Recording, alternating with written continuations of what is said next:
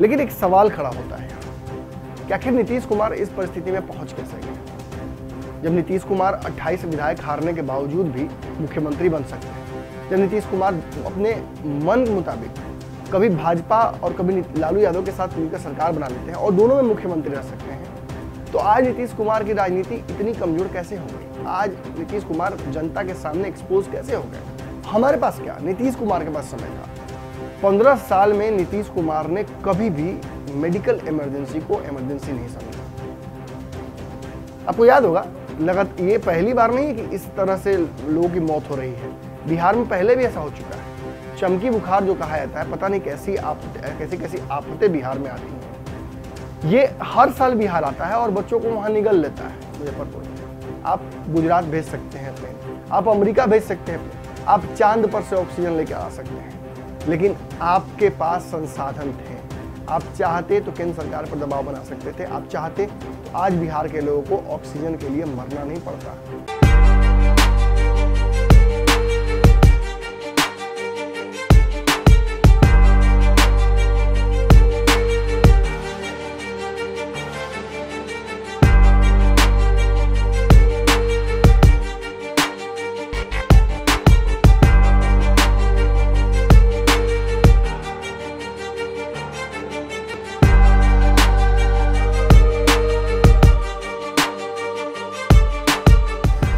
खबरों का बाजार हमेशा गर्म रहता है। इन गर्म बाजारों से हमें मतलब नहीं है।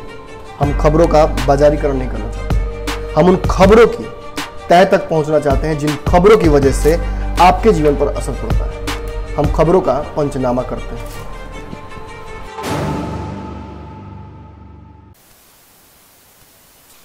नमस्कार, आप भारत लाइव देख रहे हैं और ये पंचनामा है। पंचनामा यानी ऐसा शो जहां मैं खबरों की चीरफाड़ करता हूं। आज एक ऐसा सब्जेक्ट हमारे पास है जिस सब्जेक्ट पर कुछ दिनों पहले भी मैंने आपसे चर्चा की थी। फिर से इस वक्त इस चर्चा को करना बहुत ज़रूरी है। चर्चा भी बड़ा लाजमी है। नीतीश कुमार इस वक्त शायद अपने राजनीतिक और प्रशासनिक स्तर के सबसे न्यूनतम स्थान पर पहुंचे हुए हैं। ऐसे जगह जहां से उनके समर्थक भी उनके ऊपर से विश्वास खोने लगे हैं। ऐसा समय जिस वक्त उन्हें 15 साल में 16 बार जिताकर भेजने वाले लोग भी उनके अब डिसीजन पर सवाल खड़े कर रहे हैं। ऐसा वक्त जिस वक्त उनके साथ इतने सालों से रहने वाले गठबंधन के लोग भी उनके डिसीजन पर सवाल खड़े कर रहे हैं। बिहार में ऑक्सीजन की स्थिति तो आपको पता ही होगी ना। अस्पतालों में डेडलाइंस चल रहे हैं, घंटे का डेडलाइंस, 3 घंटे, 4 घंटे, 5 घंटे, ऐसे ऑक्सीजन का स्टॉक है। तो समझ सकते हैं परिस्थिति कितनी विकट है। और ऐसे में दबाव जो है वो पूरी तरह से नीतीश कुमार पर आ गया है। भाजपा के लोग ऊपर से नीचे तक जरूर स्वास्थ्य विभाग के जिम्मेवारियों को संभाल रहे हैं, लेकिन जब मंगल पांडे पर बात आती है तो मंगल पांडे बिहार सरकार पर डाल देते हैं। अश्विनी चौबे पर बात आती है तो अश्विनी चौबे बिहार सरकार पर डाल देते हैं। कल भी हमने बताया था आपको कि कैसे अश्विनी चौबे ने साफ तौर पर कह दिया कि बिहार सरकार चाहेगी तब तो हम कुछ कर पाएंगे। नीतीश कुमार की बात जहां तक केंद्रीय नेतृत्व के सामने कुछ बोलने की है तो नरेंद्र मोदी के सामने वो बहुत कुछ बोल नहीं पाए। हाँ, इतना जरूर हुआ कि रेमडेसिविर दवाई जो है वो मंगाने के लिए चार्टर प्लेन जो है वो गुजरात भेज दिया है उन्होंने। लेकिन बिहार को फिलहाल ऑक्सीजन चाहिए। रेमडेसिविर के बारे में बताया जा रहा है कि ये इंजेक्शन किसी को बचा नहीं पा रहा है। ये सांत्वना के लिए परिवार के लोग 50,000 1 लाख का खरीद कर लाकर दे रहे हैं और किसी तरीके से कोशिश कर रहे हैं कि उनके परिजन बच जाए।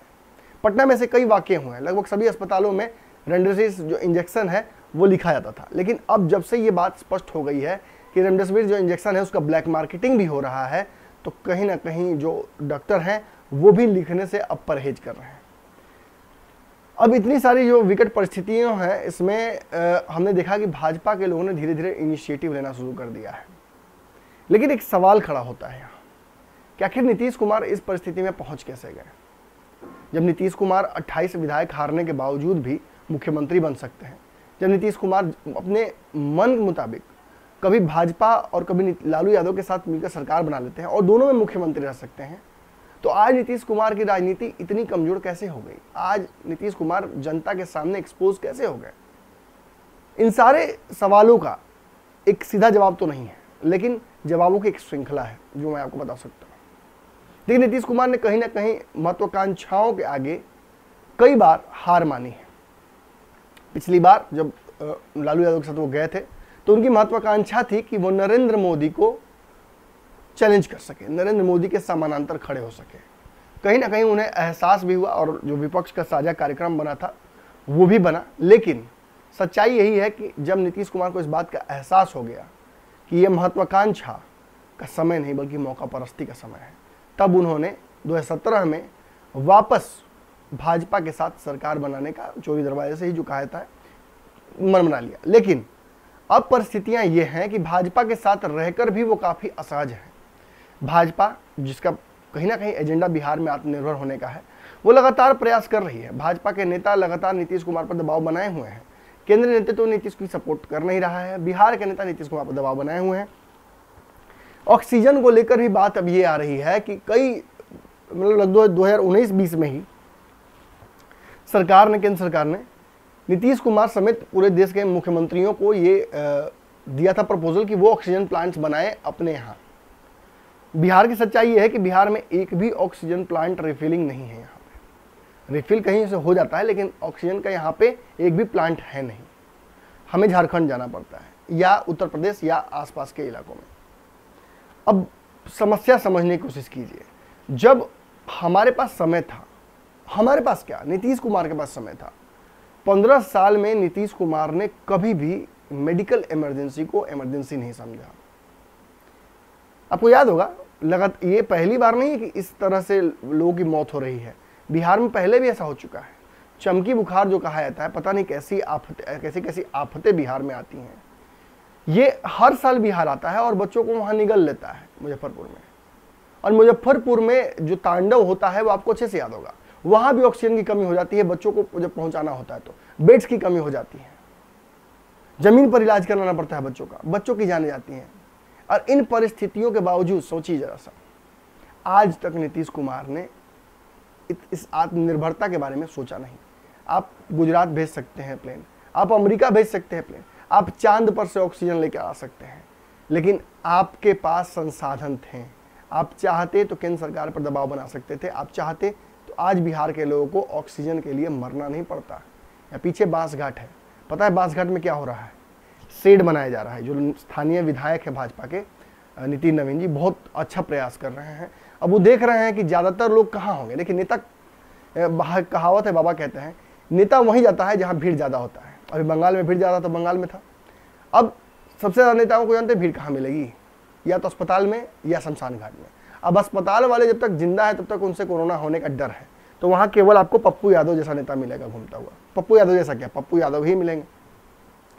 और अगर शमशान घाटों में जाइएगा तो आपको नितिन नवीन मिल सकते हैं। आज शमशान घाटों का उन्होंने निरीक्षण किया है और यहाँ पर शेड बनाने के लिए कहा है कि भाई जो आ रहे हैं लोग जलाने के लिए अपने परिजनों को, उनको बहुत गर्मी लग रही है, बहुत धूप लग रहा है, तो एक शेड बना दिया जाए। अच्छा पहल है, शमशान घाटों को ही गुलजार कर दो, लोग तो यहीं आजकल ज़्यादा बिता रहे हैं समय। मतलब हद परिस्थितियाँ हैं। इस बांकीपुर क्षेत्र में कई अस्पताल हैं, कई ऐसे आइसोलेशन सेंटर्स बनाए जा सकते हैं जिनमें अगर आपको एक सरकार की इच्छा शक्ति हो, अगर विधायक प्रयास करे तो किया जा सकता है। लेकिन परिस्थितियां क्या हैं कि आपको समझनी पड़ेगी। नीतीश कुमार के बहुत पुराने सहयोगियों में से एक है नरेंद्र सिंह। 2005 में आपको याद होगा जब त्रिशंकु सरकार बनी थी और रामविलास पासवान के पास चाबी थी, तो उनके सारे विधायकों को तोड़कर नरेंद्र सिंह लेकर जदयू चले गए थे।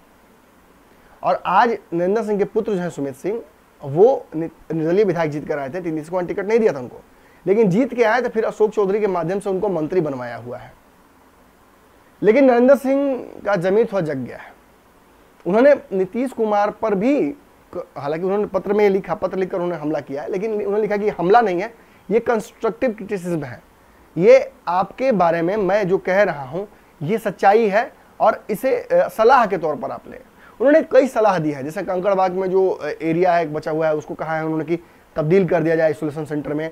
उसके अलावा उन्होंने अस्पतालों को लेकर भी कई बातें उठाई, लेकिन उन्होंने ये भी सवाल साथ साथ पूछे हैं कि ऑक्सीजन की कमी क्यों रही है बिहार को, आज तैयारियां आपकी पूरी क्यों नहीं है।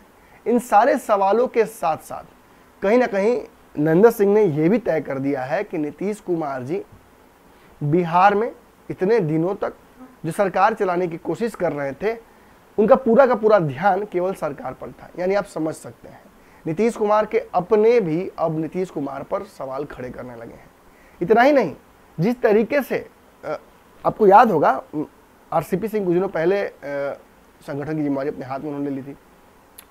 बहुत प्रयास करने के बाद उपेंद्र कुशवाहा को भी अपने साथ लिया गया, लेकिन सबका एक दूसरे से पट नहीं रहा है। और कहा जाता है कि आरसीपी सिंह पूरी तरह से तैयार हैं केंद्रीय जो भाजपा की सरकार है उसमें मंत्री बनने के लिए, क्योंकि इस बार कहा जाता है कि उम्मीद यही है कि इस बार लोगों को जिम्मेवारी दी जाएगी।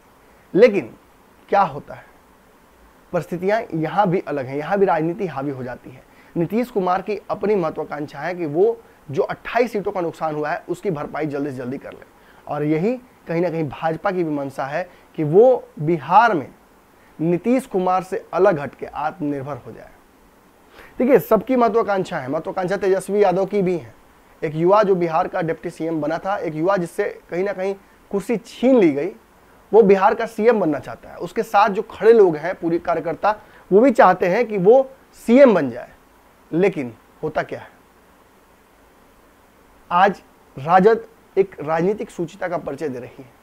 नीतीश कुमार समेत बिहार के लोगों तक सपोर्ट एक्सटेंड कर रही है। ऑक्सीजन की आवश्यकता है, आपको राशन की आवश्यकता है, आपको पानी की आवश्यकता है, आपको जिस चीज की आवश्यकता है उसके लिए वो तैयार हैं। लेकिन सरकार अपने ईगो में न केंद्र सरकार से ही कोई सहायता मांग रही है, ना बिहार सरकार अपने विपक्ष से ही कोई सहायता मांग रही है।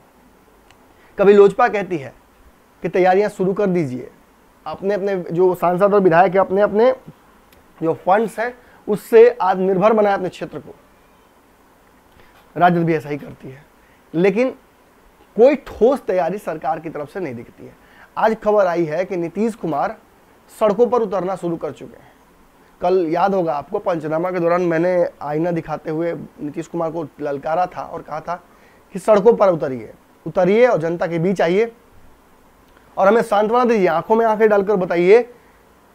अगर आपके अजय आलोक की बात, आप ऑब्वियसली आपकी तरफ से ही आया है, आपकी पार्टी की तरफ से ही आया है, अगर आपको लगता है कि नहीं इस परिस्थितियां आपके कंट्रोल में नहीं है, तो आंखों में आंखें डालकर जनता के बोलिए कि आपके हाथ से निकल चुका है और बताइए किसकी वजह से ये गलती हुई है। और अगर आपको लगता है कि नहीं सब कुछ सुधर जाएगा, सब कुछ ठीक हो सकता है, तो ये बात भी किसी ऐसे व्यक्ति को बोलिए जिसका बाप, माँ या उसका परिवार का बहुत इंपॉर्टेंट सदस्य कोरोना की बीमारी से अंतिम सांसें ले रहा हो। आज बिहार को एक गार्जियन की आवश्यकता है, नेता की नहीं। आज बिहार को सीएम डीएम की आवश्यकता नहीं है, आज बिहार को पीएम की आवश्यकता नहीं है। आज बिहार के लोगों को एक गार्जियन चाहिए, कंधा चाहिए, जिस कंधे पर सर रखकर वो इस उम्मीद को, इस मानवीय भावना को समझ सके कि सब कुछ ठीक हो जाएगा। नीतीश कुमार की राजनीति ऐसे ही समाप्त नहीं हुई है। नीतीश कुमार आज भले मुख्यमंत्री हैं, लेकिन उनका मन जानता है कि वो कितने कमजोर हैं। आज जो नीतीश कुमार कभी जाति की बात नहीं करते थे, अंदर अंदर करते थे, बाहर बाहर नहीं, वो नीतीश कुमार खुलेआम लॉकअप की बात कर रहे हैं। वो नीतीश कुमार खुलेआम लॉकअप समीकरण को साधने की बात कर देते हैं। ये सब कुछ इसलिए हो रहा है क्योंकि नीतीश कुमार आज बहुत कमजोर है। देखिए, मैंने आपको कुछ दिनों पहले भी कहा था कि लालू यादव के बिहार आगमन से बाकी कुछ हो ना हो, लेकिन बिहार में एक राजनीतिक मंथन हो जाएगा। लालू यादव जिस परिस्थितियों से गुजर रहे हैं, जैसे ही वो बिहार आते हैं, नीतीश कुमार जिन परिस्थितियों से गुजर रहे हैं, उन परिस्थितियों में सुधार हो सकता है। कम से कम लालू का नाम लेकर ही वो भाजपा पर दबाव बना सकते हैं। लेकिन आज की परिस्थितियों में कहीं ना कहीं नीतीश कुमार अनुनय विनय भी नहीं करना चाहते हैं, क्योंकि वो जानते हैं कि भाजपा उनकी बात नहीं सुनेगी। नीतीश कुमार के राजनीति में कई लोग, कई अपने उन्हें वक्त दर वक्त कमजोर करते आए हैं, लेकिन नीतीश कुमार की राजनीति में सबसे बड़ा अगर कोई झटका उनको आज तक जिसने दिया है तो वो है भाजपा। और भाजपा ने जिस तरीके से चिराग पासवान के माध्यम से नीतीश कुमार के फील्डिंग पिछले चुनाव में की, नीतीश कुमार उसी का बदला लेना चाहते हैं। बहुत हद तक उन्होंने लोजपा से बदला ले भी लिया है, एकमात्र विधायक को अपने पाले में कर लिया है, और आने वाले समय में लोजपा की जो राजनीति है उसको भी संशय में इसलिए रख दिया है उन्होंने, क्योंकि अगर लोजपा को भाजपा अपने साथ रखती है तो नीतीश कुमार बिहार की सत्ता से उन्हें बेदखल कर सकते हैं। इन सब में जानते हैं किसका हाथ है? इन सब में नीतीश कुमार के ईगो का हाथ है। जी हाँ, आप सही सुन रहे हैं, नीतीश कुमार के घमंड का हाथ है। नीतीश कुमार जिस तरह से अपनी राजनीति बिहार में चलाना चाहते हैं, एक छत्र ताकत चाहते हैं, वो ताकत आज क्षत्रपों के समय में नहीं मिल सकता है। किसी भी एक पार्टी को पूरे देश में कहीं मेजोरिटी नहीं मिल रही है। महाराष्ट्र में आप देख सकते हैं शिवसेना और कांग्रेस कैसे सरकार बना रही है। भाजपा जैसी पार्टी क्षेत्रीय पार्टियों के साथ मिलकर समीकरण बनाती है, पीडीपी तक के साथ गठबंधन कर लेती है। आप अगर बगल में बंगाल में देखते हैं तो बंगाल में भी ममता बनर्जी अपनी इस बार एक्सटेंशन जो उन्होंने किया है, कहीं ना कहीं क्षेत्रीय दलों को अपने साथ लेकर चलने की बात कर रही हैं। समझ रहे हैं आप? आने वाले समय में ये तय था जब नीतीश कुमार 2014 में नरेंद्र मोदी से अलग हुए थे, भाजपा से अलग हुए थे, तो ये तय था कि क्षेत्रीय दलों का गठबंधन बनेगा नरेंद्र मोदी को तोड़ने के लिए, क्योंकि नरेंद्र मोदी बहुत प्रचंडता से आए थे। लेकिन नीतीश कुमार शायद इन्हीं बातों को अपने संदर्भ में समझ नहीं पाए, और आज कहीं ना कहीं बिहार में नीतीश कुमार कभी अगर लालू यादव के साथ, कभी भाजपा के साथ रहकर देखते हैं तो उसके पीछे केवल एक कारण है, वो चाहते नहीं है कि ताकत उनके पास से शिफ्ट होकर किसी और पार्टी के पास चली जाए। वक्त रहते एकदम ये इसको बायोलॉजी के तौर में समझाया जा सकता है कि एक पैरासाइट जब इंसान में तभी तक रहता है जब तक वो उस इंसान को बीमार करता है। कि कोरोना वायरस भी एक पैरासाइट जैसा है, इंसान के शरीर में तब तक रहता है जब तक कि वो उसको बीमार कर सकता है। वो देख लेता है कि बीमार या तो इंसान बीमारी से लड़ रहा है और जीत सकता है तो वो छोड़कर किसी और के साथ गठबंधन कर लेता है, या फिर जब इंसान मरने वाला हो तब वो उसके शरीर को छोड़ देता है। उसे पता है कि अब इसमें कुछ बचा नहीं है। तो ये तय करना है आपको कि आप बिहार की राजनीति में किस तरफ रहना चाहते हैं। आप बिहार के लोगों के सुख दुख के साथी बनना चाहते हैं, गार्जियन बनना चाहते हैं, या फिर कोरोना के इस बीमारी की तरह कोई पैरासाइट बनना चाहते हैं।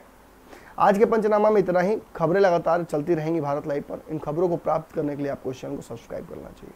धन्यवाद। अगर ये वीडियो पसंद आई और वह बिहार के राजनीति और बिहारियत से सरोकार रखेनी तो सब्सक्राइब बटन दबा के चैनल के सब्सक्राइब कर ली। ओजे एगो घंटी बा, ओकरा बटन दबा देला से कुल सटीक और मारक खबर रुआ मुफ्त में मिल जाई। अगर रुआ पत्रकारिता के हमनी के नया प्रयोग में सहयोग कर चाहतानी तो ज्वाइन बटन दबा दी। पेटीएम नंबर नोट कर ली 9386816700। धन्यवाद।